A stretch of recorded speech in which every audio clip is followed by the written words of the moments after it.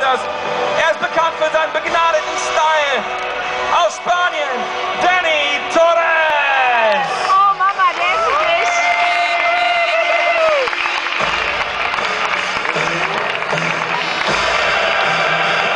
Und jetzt haben wir nur noch zwei Jungs, die wir oben vermissen. Der erste von den beiden kommt aus den Vereinigten Staaten.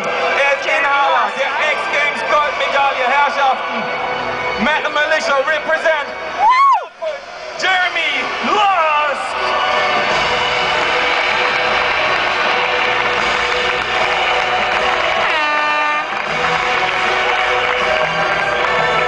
Und wer richtig mitgezählt hat, jetzt fehlt nur noch einer. Er hat dieses Jahr schon richtig gute Platzierungen abgeräumt bei den vergangenen Stopps der Red Bull X-Fighters. Red Bull Athlete auf der KTM unterwegs und um the wins. Series leader vom Ranking. Give it up for Matt Red Bull. Woo!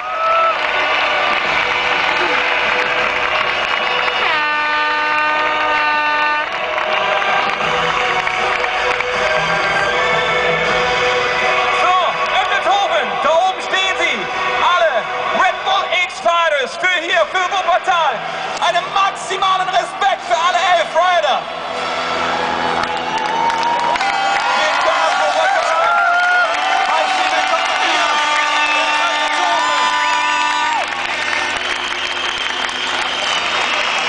Und sie suchen jetzt die Nähe zu euch, Herrschaften.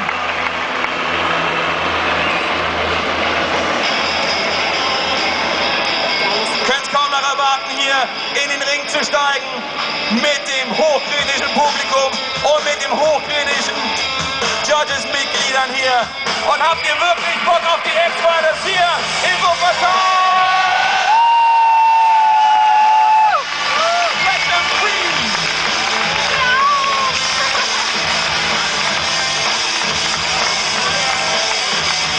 Das sind eure Jungs, Herrschaften.